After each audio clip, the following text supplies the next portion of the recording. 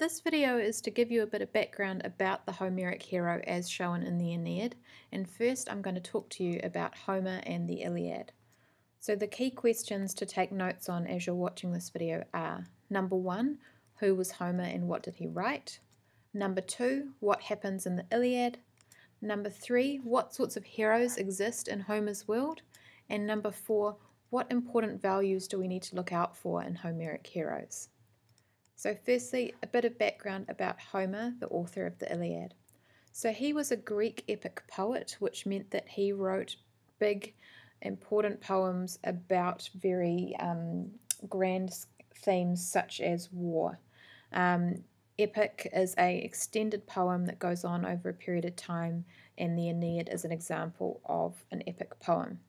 He's thought to have lived around 750 BC, but we don't actually know who he was because we don't have much autobiographical information on him, and it may be that there is no one Homer because the Iliad and the Odyssey, the poems attributed to him, are oral epics, which means originally they would have been told in inns and bars and so on by travelling poets.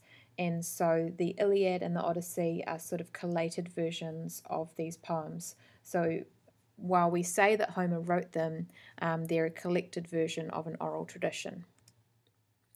So Homer's Iliad tells part of the story of the Trojan War, but not the whole story as we know it.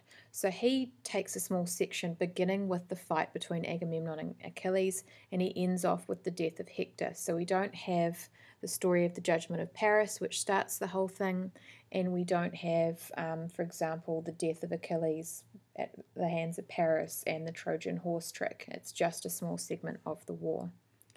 So the Trojan War, as you'll remember, is set in around 1250 BC. That's the time that it's estimated to have happened.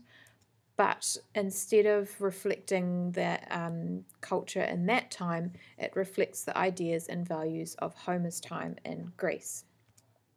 So the basic plot of the Iliad is that at the beginning there is a curse and a plague upon the Greeks because they stole Chryseis, a local girl.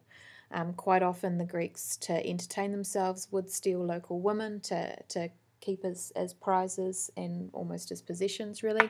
But her father is the priest of Apollo, and so he complains to him, and a plague is put on all the Greeks.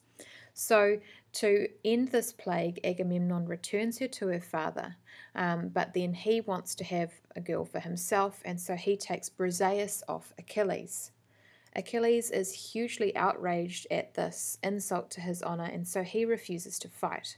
So he goes into his tent, has a massive sulk, and without the greatest warriors, the Greeks don't do very well, and the Trojans begin to gain the upper hand. Because things are going so badly, Patroclus, who is a friend or relative of Achilles, begs him to borrow his armour and let him fight, which he does. But Hector believes that Patroclus is Achilles, he's wearing his armour, and so he kills him.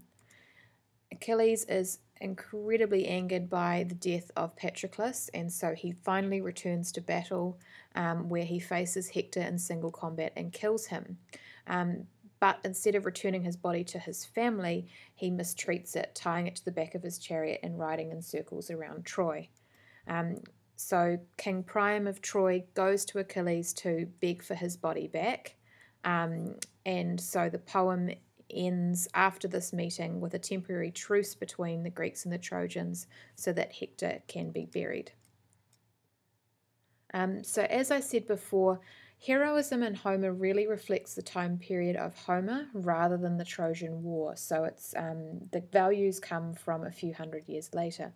And so in this article by Lowry, which I'll share with you, she refers to Dark Age Greece, which is after the fall of Mycenaean civilization, and how the warriors were those who ruled, and those who ruled were warriors, because it's such a politically unstable time. So you need people who are good fighters to lead you. So we have to see, and we do see, warriors proving themselves in order to be recognised as leaders. As I'll talk on further in the next video, In Homer, glory is individual, not collective. So you are fighting for yourself. It's quite selfish rather than the collective heroism that we see appear in Roman times.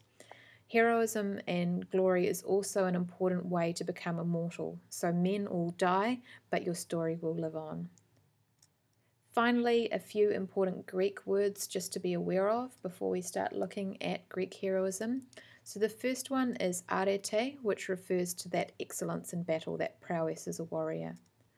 Kleos is glory or fame, and it is your reputation, what other people say about you. So it's really important that you have this.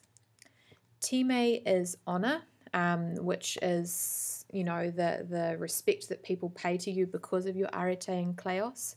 And geras, the word for a prize, is that kind of concrete expression of that honor. And Briseis and Chryseis, those girls, are examples of a geras. Finally, aristeia, similarly to arete, refers to the prowess or the excellence of a warrior. Okay, make sure that you've got the answers to the key questions. So Homer, who was he and what did he write? What happens in the Iliad?